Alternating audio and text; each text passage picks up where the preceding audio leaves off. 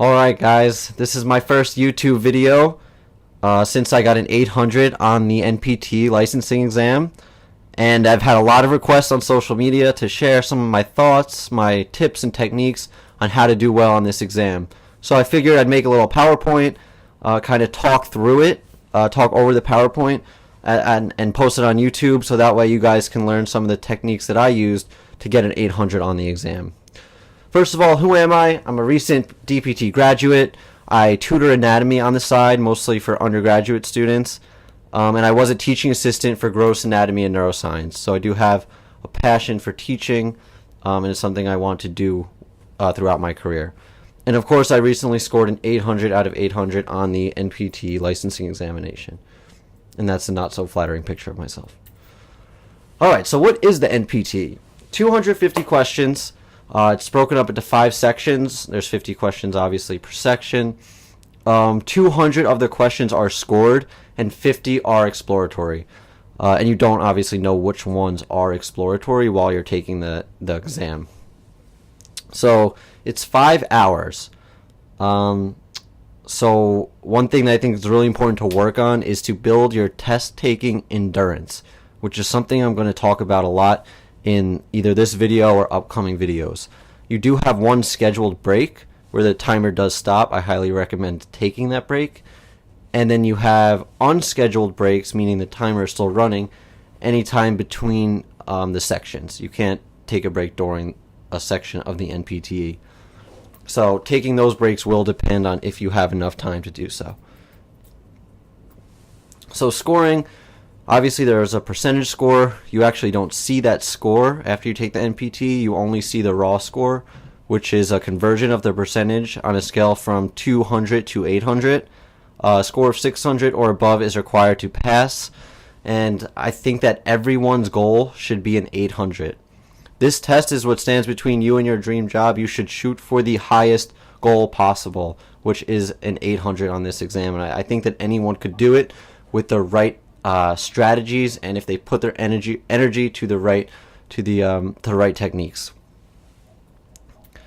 All right, so next is a breakdown of the exam. This you can get on the FSBPT website. I'm not going to go through this a lot, but it does help to kind of get an idea of where the exam focuses on. And they show you what the systems, body systems you need to know, how many questions there are, and also the non-systems, what you need to know about, or how many questions there are on the modalities, professional responsibilities, and research, all that stuff. All right, so let's get started. What do you need to pass this exam? The 2 main study guide books are the Therapy Ed book and the Score Builders book. So I highly recommend getting both books. The Therapy Ed book is more bullet points, kind of straight memorization. This is what you need to know.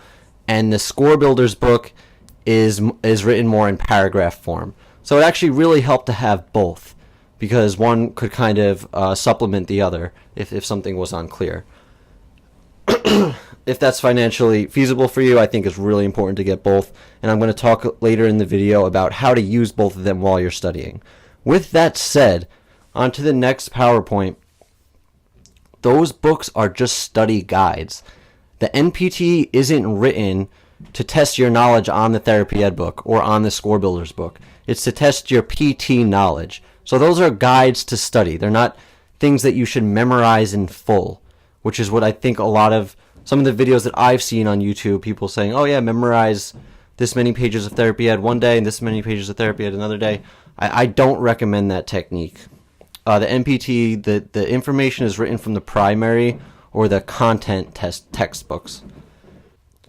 So an NPTE secret, which really isn't a secret, but the FSBPT surveyed DPT schools to see what books are most commonly used by the PT programs, and they use this information to create the NPTE.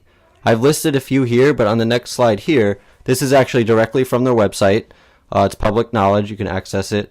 And these are the books that they found are most commonly used in PT programs.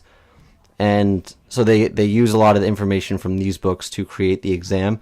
That doesn't mean you have to read all these books or even open all of these books. I created my own recommendation table of what books I thought were best for each system.